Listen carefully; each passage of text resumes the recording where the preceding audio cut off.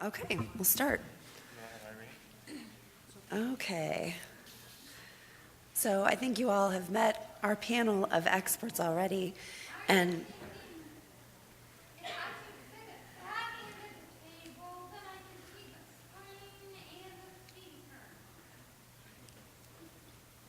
okay. We went through these questions. There were some that were kind of overlapping with each other, so I tried to kind of make them so I might have changed the wording a little bit to try to get them to represent what you guys were thinking. So,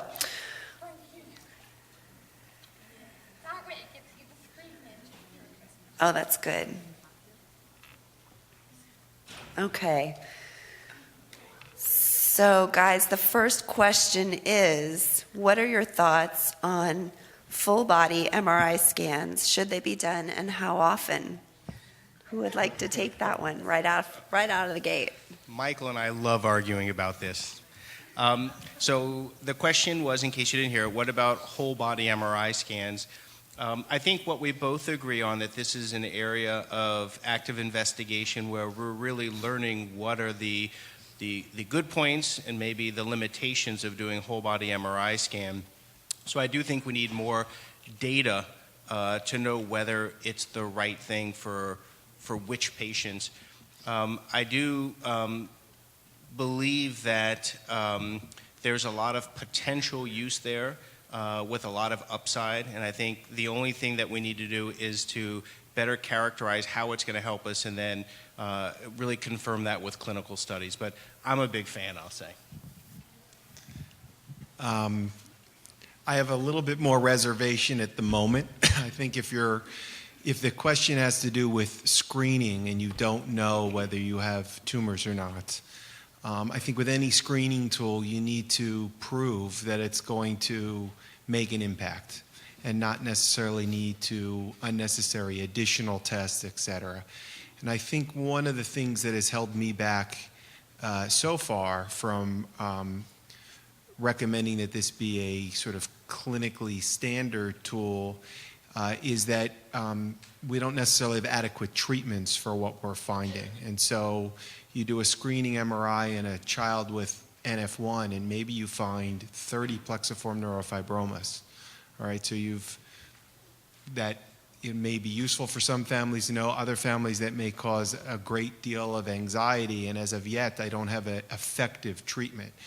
When I have an effective treatment, my thought process on it may change. I certainly think there are uses once you know you have tumors for following patients with whole body MRI. I was just going to add to the comments just before that there are some situations where it can be incredibly helpful, but then there are some limitations. So if you really want to get a detailed scan, then what you really need is an MRI of that specific body part, and the whole body MRI just isn't going to give you enough definition or detail to know what you need to get and to be able to do a volumetric analysis, which is what we are using for our clinical trials. So there are going to be some limitations based on the type of imaging that you're looking for, and it's not great for looking at the brain. We'll tell you nothing about an optic glioma that's going to be helpful for your management, not enough information about a vestibular schwannoma, generally speaking, to do volumetric analysis. So there are clearly some situations where a whole body MRI just isn't going to answer your clinical question. So there are a couple of different questions about the rate of growth of the tumors. Will they at some point stop growing? Will they stop showing up? And specifically, people are interested in hearing about how that may change during menopause. I guess it depends upon the tumor type. I can comment on plexiforms and optic pathway gliomas. For plexiforms, there is some data from Brigitte Wiedemann's group that the rate of growth of plexiforms is increased the younger you are. So that in the first few years of life, those kids at the highest rate of tumor growth, and that slowed down over time. And in general, we think that the overwhelming majority of adults with plexiforms, the tumors are no longer growing at some point. And we do think that at some point in most tumors, they just stop growing on their own. And I think it's very similar for optic pathway gliomas. It's actually quite rare, although we see it, for kids to have growing optic pathway gliomas after they enter puberty. That's actually quite rare, although it does happen.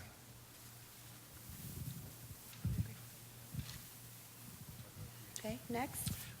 I guess the only comment I would make about NF2-related tumors is the jury is still out about whether tumors grow and then halt and grow and halt.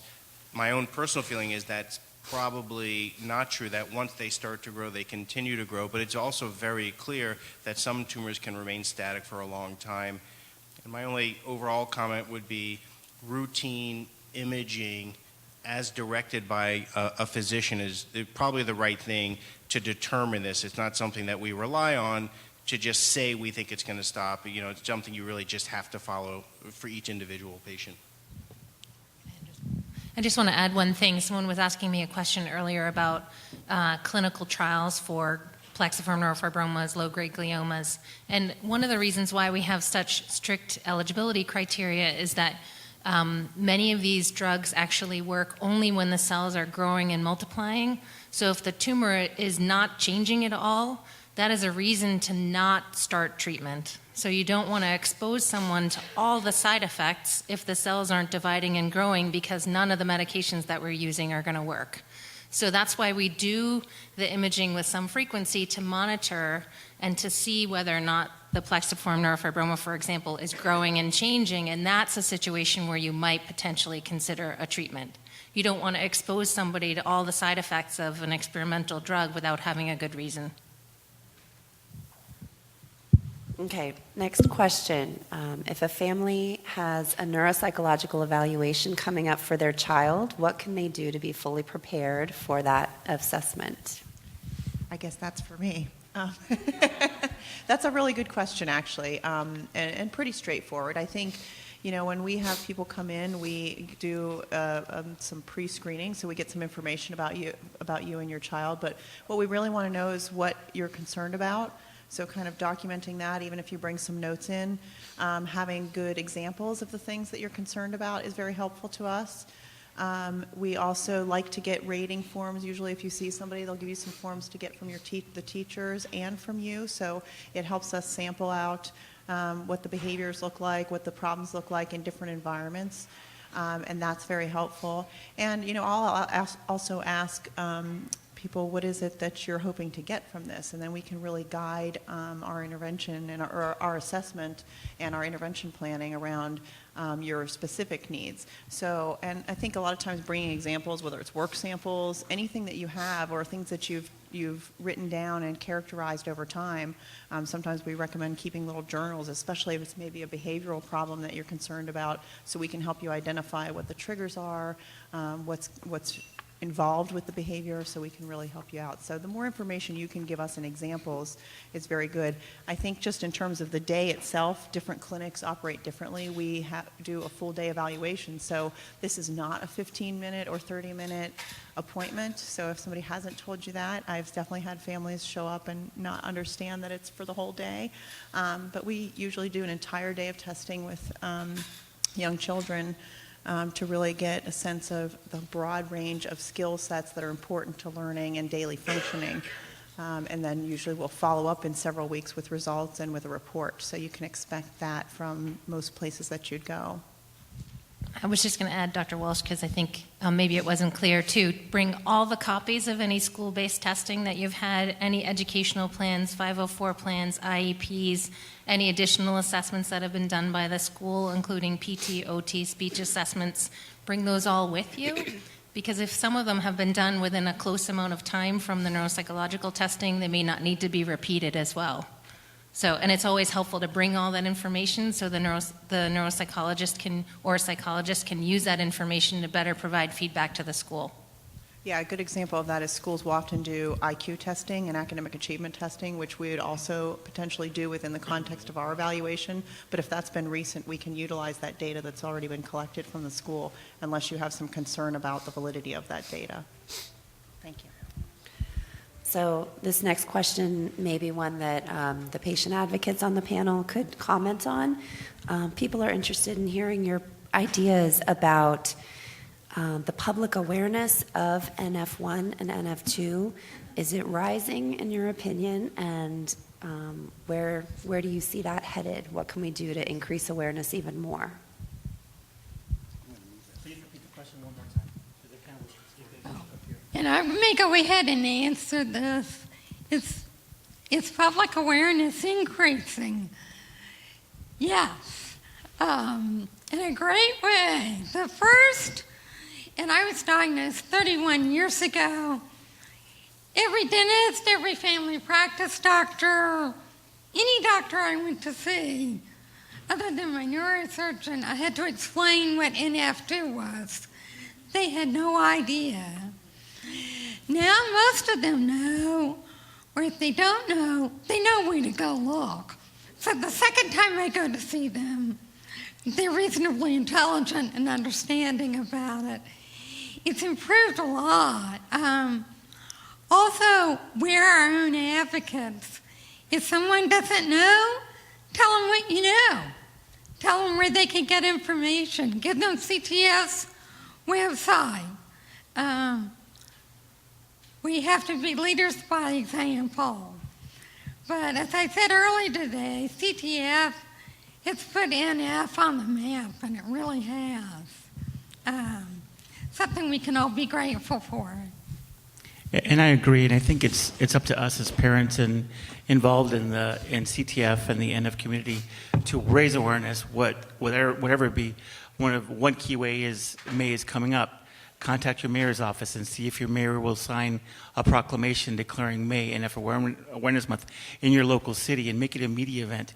Email the media or the mayor's office. PR people are often excited to invite the media and do a press release, or CTF can help you do a press release if the mayor is going to sign a proclamation declaring May NF Awareness Month in your local city. And that's one of the key ways. I always wear my CTF wristbands, always. And I'm rarely ever without one, and I wear them to give them away because someone will eventually ask me, what's your wristband about? And it gives me my 2-minute spiel in the grocery line to say, this is what NF is. I give them a minute. I give them the wristband, and I say, I'll give you the wristband. It's special to me, but I'll let you have it if you go home and go to ctf.org and read about NF. And getting involved in your local CTF chapter is one of the key ways to raising awareness. Okay.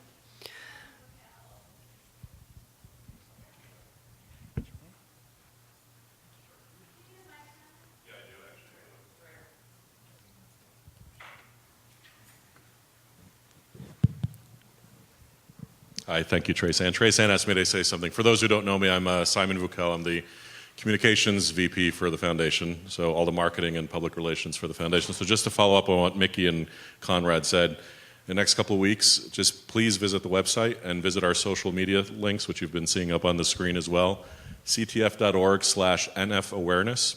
So we're doing all the things that Conrad said. There will be templates in the next week or so, press releases, language for advocacy, proclamations, ideas on how to engage in your community, calendars for things that are already taking place around the country.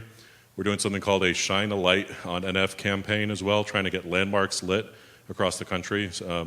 Niagara Falls is lighting, the Dallas Bank of America Tower is lighting. We've got about a dozen places lit up already. The I Know a Fighter campaign, which I think some of you guys have been seeing, you'll hear a lot more about. So please visit the website. Please reach out to media@ctf.org, and we'll work with you. Thanks. Great. Is there another question out there? Question in the middle here first. About 2 weeks ago, I live in Prescott Valley, and the newspaper there did a whole article on me regarding neurofibromatosis and the Tumor Foundation to bring awareness to the community, what it is, what it affects. That affects more people than MS, and cystic fibrosis combined. And they gave a phone number, and I went out to the community and got money for the walk. But the whole community in Prescott Valley, it was a page and a half of the newspaper that the community was made aware of what NF is. Yeah.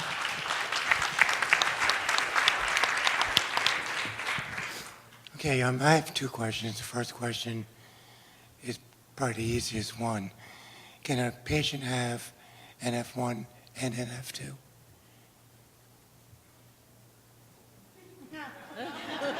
I thought that was an easy question. Is it possible? I guess it's certainly possible, but it's not something we see commonly in practice. I mean, if you had one parent with NF1 and another parent with NF2, and they were married and had kids, it's certainly possible. It's not something we commonly see, though.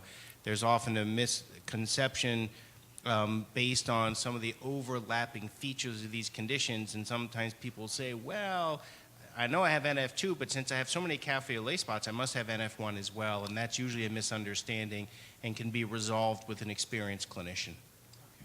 My second question, I'll try and make it quick. Going back to MRIs and CAT scans, a while back I had a skull tumor. The MRI didn't show it, but it showed a tumor, neurofibroma on my brain stem, but the CAT scan showed the skull tumor, but not the tumor on the brain stem. So which is better? So they're both good for different reasons. The CT scan is better for looking at bone, and the MRI is better at looking at everything else but bone. Okay, So- well, what about a bone scan? Is that different So from? CT scans and bone scans have additional radiation to them, so generally speaking, we wouldn't do them unless we had a reason to do them, and you wouldn't use them as a screening tool because of the added radiation. All right, thank you. So another question from the pack is, can what we learn from regular NF trials be applied to our knowledge of people that have mosaic NF1 or NF2?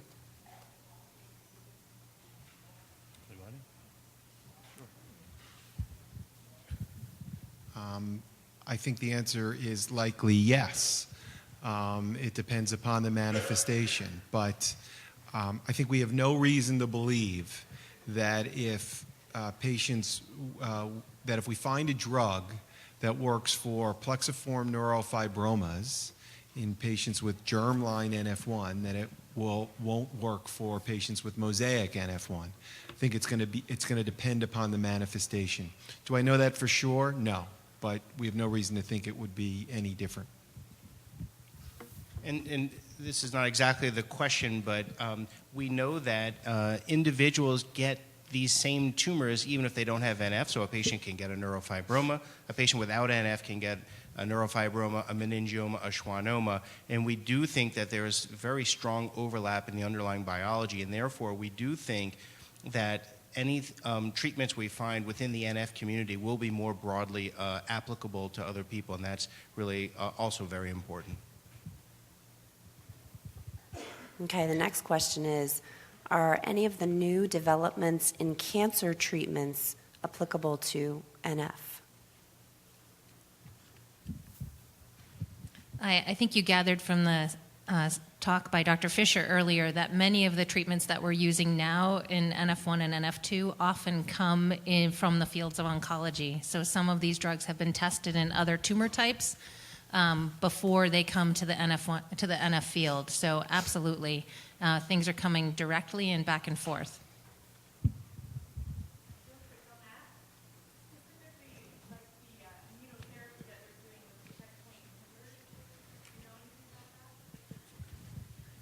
So, in general, the question was to comment on immunotherapy with checkpoint inhibitors. And I guess the first thing I would say is, in general, those are separate things. So there are therapies targeted there are checkpoint inhibitors targeted at that abnormal cellular pathway. And then there's a very broad field of immunotherapy, which includes vaccines, direct virus injections, activated T cell therapy.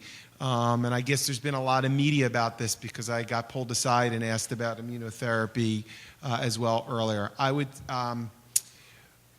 We would love for the immunotherapy field to grow and show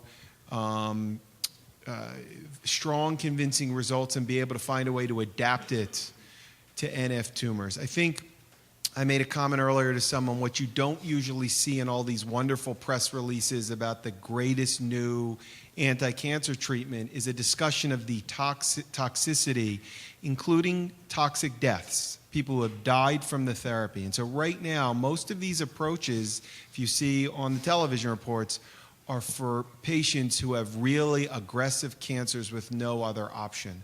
I'm hopeful that we'll be able to adapt those things to tumors of NF, but I think we're going to have to learn more about them first. Okay. The next question is something that was somewhat touched upon earlier, but I think we might have something to add to it, perhaps for Dr. Walsh and our patient reps down there. How do we help our children be confident and strong no matter what they look like? I'm happy to speak, but I actually think you guys might be the experts. So would you like to speak to that first? Well, I have to say I've been incredibly fortunate. Acoustic neuromas on both sides, and I'm like one of 1,700 people that doesn't have facial paralysis on both sides. But I will pass on to you the best advice I ever got. And this is from a friend who had a very severe case of multiple sclerosis. And I went to talk to him when I was 27 years old and diagnosed with NF2. And he said, learn this. Instead of asking what if, learn to ask, so what? That's been a guiding principle for me ever since. That is a tough question, especially when you have a 13-year-old daughter who's about to turn 14 and she's very self-conscious, number one, about her period, like most teen girls. But she's about to hit puberty. She knows she has NF. And so we've been with our fundraisers and people are in our NF community. We've exposed her to everyone. So I'm not sure if that hurts her self-esteem or scares her or what. I think it scares her. But mostly we just, a day doesn't go by where I don't tell her how beautiful she is. I kind of joke with her and we take a selfie together on the phone and say, God, every time you're with me, you're so much prettier, And that kind of came out wrong, but she understands. She just punches me and said, "You're such a dork, Dad." But mostly it's just not just instilling confidence in her appearance, but in herself and in her being, in who she is, whether it's academically, in what she does as a big sister, how she is as a daughter, and not just discuss the physical sense, but the individual, and always praise her for everything that she does, and try not to focus as much on the exterior. But being a preteen, that's what she's going to focus on. But my wife and I feel that if she has confidence in herself as an individual, that the rest of it will have some degree of support and some validity to it. And I think you just touched on what I would have said to this question, which is this is about resiliency and building that, right? And the way that you can build resiliency is have a community and support, which you have and you give to other people, and many of you do. It's about focusing on the positives as much as you can, but being realistic that life is hard and for lots of different reasons for lots of different people, and how to work through that, and giving the models, being supportive, showing how, and building that sort of tank of self-esteem so that you can navigate through someone who's mean, who targets your appearance or who does something. And you're right, an adolescent person is an even bigger challenge because there's the normal process of not feeling comfortable in your skin and trying to find your place and the social piece of your life, which is vital at that age point. So I was telling Nikki or someone that the APA, the American Psychological Association, on their website, actually you can search for resiliency building, and they have some really great information to think about in terms of when you're trying to help your child kind of build that tank up and be able to power through those tough times, because they'll be there. You can't sort of, we always talk about you can't make other people be nice to you, but you can figure out how to work through that, and you can figure out how to educate them, and if you can't, to move on anyhow. Okay, so there are people in the audience who are interested in learning more about holistic, natural approaches to treatments with respect to things like pain management, tumor control, and overall health. A question was raised earlier about bee propolis, and we said maybe that could be addressed in this panel if anyone has any information on it.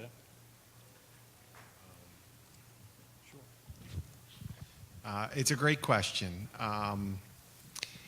It's a very hard one to answer.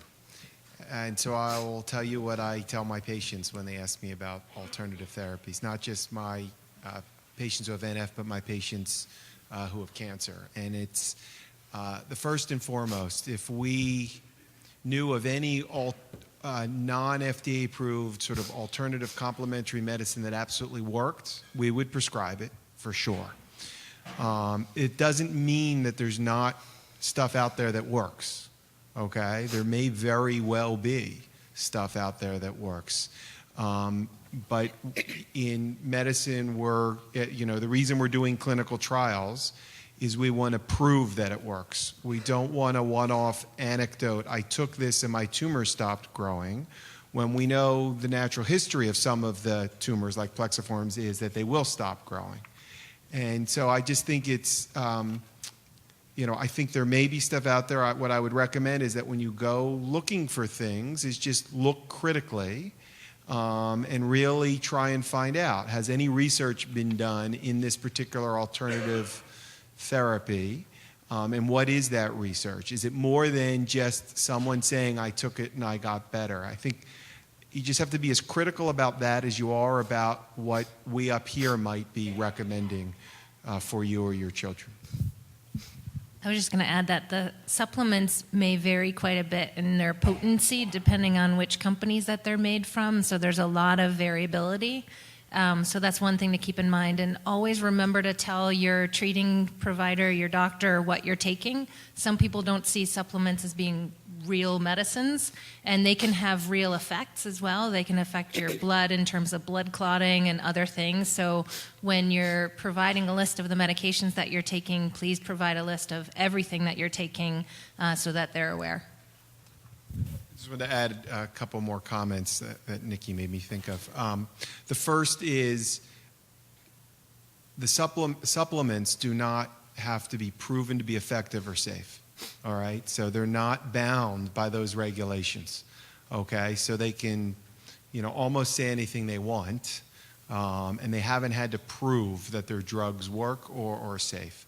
The second is there are some very concerning studies where they've gone and looked at a certain supplement and what is supposed to be in it, and then they go chemically analyze it, and what's in it is not what's claimed to be in it. And so, once again, I don't mean to scare you off of alternatives. I just think you need to really be educated and have your eyes wide open when you go searching for them.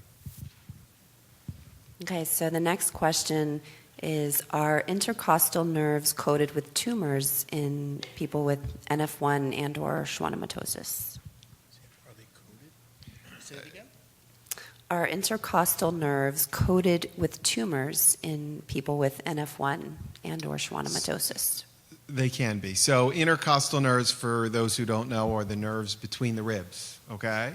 And I'll speak from NF1, and you can comment if you want from NF2, but anywhere there's a nerve in the body, you can get a plexiform neurofibroma. And I have or a neurofibroma. And I have patients with no tumors, and I have patients where every intercostal nerve has a neurofibroma.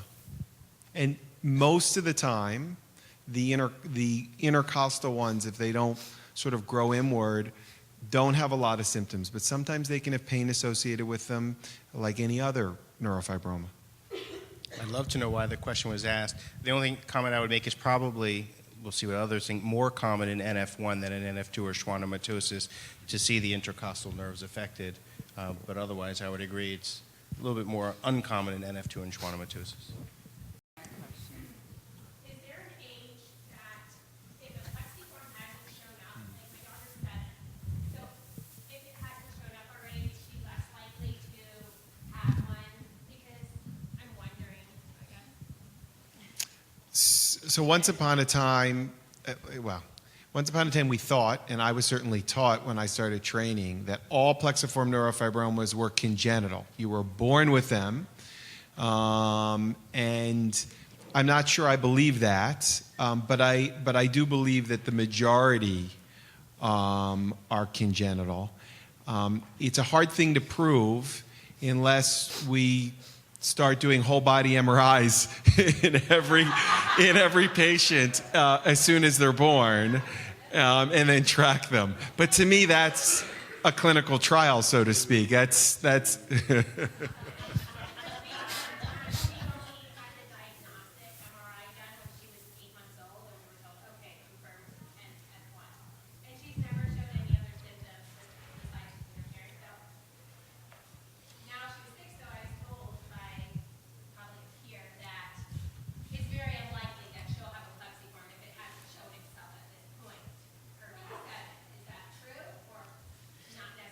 So just like neurofibromas, plexiform neurofibromas can happen anywhere in the body. And so obviously the ones that we know about are the ones that are visible from the outside. It's still possible that there's an internal plexiform neurofibroma that we don't know about. And I know Dr. Plotkin would say that's a reason for doing a whole body scan. I happen to be, there are wide variations in clinical practice in terms of doing a screening MRI scan and what the usefulness of that is. And there are a lot of institutions, including my own, where we do not do screening MRI scans. And that's a whole can of worms in and of itself. And you have to remember that just because you do a scan at 8 months, that doesn't necessarily tell you what things are going to be like at 8 years. And so that's a reason. I'm not trying to make you fearful, but at the same time, it really doesn't tell you much about what the situation is at 8 years. And so I would generally order a scan if I have a concern, because you're not going to treat something if you don't have a concern. So even though I'm nodding up here, and I do think this is one of the most important areas, I just want to say I recommend whole body MRI that in a clinical study setting, this is the right question to study. I just want to be clear, I'm not advocating that we all go out now and every child under the age of 6 gets scanned. But to me, this is a critical question that can only be answered by a whole body MRI. And so as a study technique, I think it's important. So let's just get to the question here. Am I on? Yeah. I'm sorry. Thank you for taking my question. I was the one that asked about the intercostal nerve tumors. Our beautiful daughter has tumors coating her intercostal nerves, her brachial plexus. She has spinal tumors. She's disabled from chronic pain. And so I'm looking for answers. And one of the things I heard was that intercostal nerve tumors are more associated with schwannomatosis. And then I was also told that it's possible that a thoracic surgeon might address the issue. So that was my question is, can you have NF1 and schwannomatosis? I think the same answers we gave before. The answer would be very unlikely. I think all the physicians up here would recognize that description you just gave of your daughter. That is, of a fairly young individual with lots of tumors in lots of different parts of the body whose main symptom is pain. So in my own practice, in my own mind, I don't think in those instances you can say it's the thoracic nerves, we do surgery and you get better. Instead, it's a more generalized issue. And in my practice, we would lean away from surgery when there are so many tumors. And so I don't think you would need to invoke schwannomatosis to explain this clinical picture you're describing. In my opinion, it's something we do see in patients with NF1. Okay, so I want to get to as many of these questions on the cards as we can, and I know we're not going to get to them all, but Have you had your hand up for a while? Somebody back this young, well, So we need a microphone. Can I go or? Okay. So my question is on the psychological side. So aside from disorders that are typical for patients who have long-term illnesses like depression, do we see an increase in other psychological issues in children with NF1, such as OCD, acrophobia, separation anxiety, those sorts of things? Yes. I was speaking to someone earlier about this, and this is more, I guess, anecdotal on my part from my clinical work, but I see a lot of anxiety in their kids with NF1, and it often looks OCD-ish, if you will. It may not be full-blown obsessive-compulsive disorder, but there's flavors of that kind of anxiety, kind of that ruminating, getting hung up on things kind of anxiety. But it can play out in many different ways, and I think just like kids without NF1 that have ADHD have a higher rate of anxiety and depression than kids without ADHD. So there's a lot of comorbidities. And so, again, while, in some of our preliminary work, we found like 30% or so of the kids with NF in at least our sample had symptoms of anxiety. I tend to see, again, this is a bit anecdotal, but more anxiety than depression, but there's a couple publications that both are more prevalent in NF1 children, and probably many of the people here can speak to that in their experience. So the next question is, Oh, I'm sorry. Just Sorry. one comment on OCD. I've never been tested for it, but I know I am. Of course I am. It makes me feel really good. I can't control so much of my life, but if I can control where things are lined up in the kitchen cabinets, then I have power. Great. That's great. Okay, so next question is, does having a diagnosis of NF automatically qualify a person for disability benefits?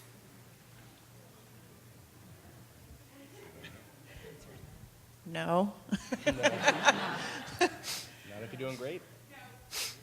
Right. I think it's, there's a lot that goes into that. If you're doing okay and you're functioning, it's about level of disability and documentation and history, so not necessarily.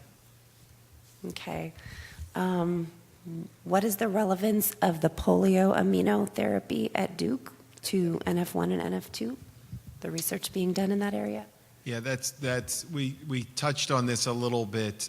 Right now, I don't think there's relevance for the NF population. At some point in the future, as we learn to harness these therapies better, it's possible that we may be able to use them. That's the sort of simple answer. Okay. Can any of our expert panel members talk about what spread 1 is and how it's related to NF? That's SPRED, the number 1. So spread 1 is a gene mutation that's found in association with Legis syndrome. And Legis syndrome was described in 2007 by Dr. Legis, who happens to be an nephrologist in Belgium. And one of the reasons why it's often confused with NF1 is because it has some similar features. And those are cafe au lait spots and sometimes some freckles, sometimes even some ADHD and cognitive issues. However, there are some things in Legis syndrome that are not present. Importantly, there are no Lisch nodules, and there are no neurofibromas. And it is on a similar pathway with the NF1 mutation, and that's why there's some clinical similarities and why they can be confused with one another. But they are distinct, and sometimes Legis syndrome is seen as sort of a milder type of thing than NF1. So they're distinct from one another, but they certainly have some relationship to one another. And sometimes when we do genetic testing, we may test for NF1 first, and if that testing is negative, we may actually have the testing done for Legis syndrome looking for the spread 1 mutation. It was originally thought that people who had Legis syndrome were not at risk for learning disabilities and things like that, but as more information has become available and more patients have become identified, they also have been found to have learning disabilities. But again, no neurofibromas, no MPNSTs, and no Lisch nodules. Okay. Oh, okay. Hi, I have a question. For a child who has diagnosed optic glioma at 2.5, 4 years later, there's been no complications, how often would you recommend an MRI, considering they have to go under anesthesia? Challenging. So more goes into that, including location, vision, how the ophthalmological exam has changed. But speaking in general, if I have a patient I'm following and 4 years later they are basically stable, no significant tumor growth, no change in vision, I am following that patient at that point yearly with an MRI scan and a vision screen still. Okay, thank you. Does anyone on the panel know anything? I have not heard anything on this, but the rates of the likelihood of substance abuse or addiction issues in people with NF1 compared to the population, is there a higher risk? I don't think there's any data on that out there. What do people think? Does anyone have a sense of what they think? I asked the question because I've been sober 25 years and I have NF1, and I've always just been very curious about if it's, related. I mean, I know it's not related, but since it's all action-based in the brain, addiction is, I just wondered if there was any correlation. Interesting, really great question. We should study it. We don't know. It's a great study question. Yeah. I would say if there's an increased risk for depression when you have NF1, then there's a likely case that you're going to have an increased risk for dependency. Yeah. I think we have time for one or two more questions. This one is in reference to, perhaps Dr. Walsh would be a good person to comment. If you're looking for someone to go to for therapy, like a psychologist, or someone to do an LD, a learning disability evaluation, is it necessary? How important is it to find someone who works with NF as opposed to just someone in the general community? I think that's a great question, and I think it's important. However, you may live in a place that you don't have access, and I'd rather have someone see a psychologist that may not have a lot of information or knowledge about NF than no one. So I think if you have access to centers that have multidisciplinary clinics and you can access someone who has worked with patients with NF and has a real knowledge base, I think that can be very helpful. But again, if you don't have access to that, I'd rather you see somebody than nobody. So I think it's a little bit about access, but I think it can be very helpful to have someone with experience in NF. Okay, next one. Can NF1 affect the severity of your menstrual cycle? I don't think so, unless there is a lesion in the brain, and in that case, yes, we have seen cases of precocious puberty or other. For example, if somehow that causes hyperprolactinemia to the patient, it could do that. But if it doesn't involve CNS tumors, I suspect that no. And then I guess last question. A couple different people asked about resources for adults with NF. For example, pamphlets to give to employers, similar to ones that we have to give to teachers at school, or some kind of camp-like activity for adults as well. Anyone know of any resources? This sounds like the perfect thing to let CTF know about, because many of us up on the panel help create those pamphlets. And we're more than happy to help out. We sometimes don't know exactly what would be most helpful. So if you made that comment or share that opinion, please let CTF know. And we had a pamphlet last night. The adults got together and borrowed. Some of the doctors were there too.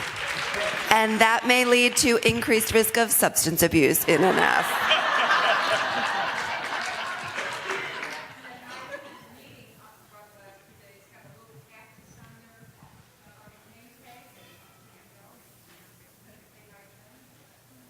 We have time for one more question, I think. Tracy Ann, do we have time for one more question? There's a gentleman right here up front. I'd like to follow up on the question about the awareness of NF in the public.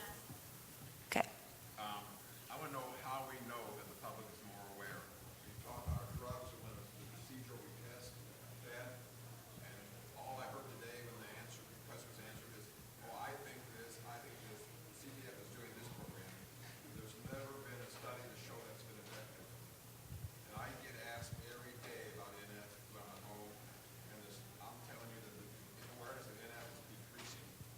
So the comment was, I don't have an answer for this. The comment in question was, how do we really know that awareness of NF is increasing? Because in my experience, it doesn't appear that way. What data do we have to back up this assertion? I'm not aware of any specific data. I don't know if anybody on the panel is. It would be an interesting question. I don't even know how one would measure or assess that, but it's an interesting.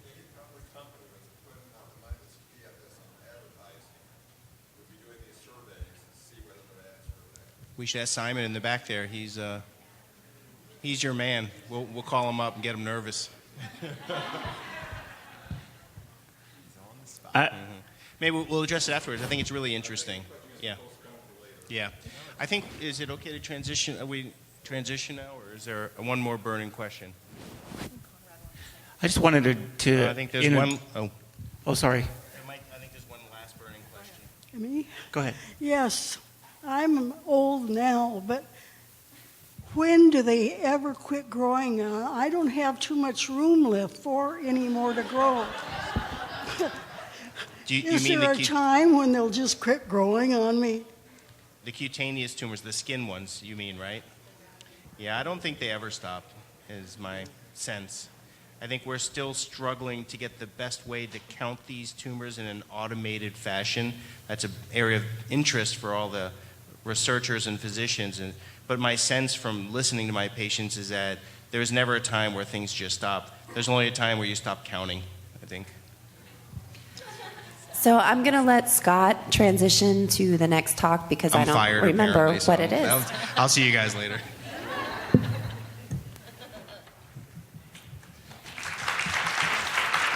Yes, thank you. Thank you to the panel.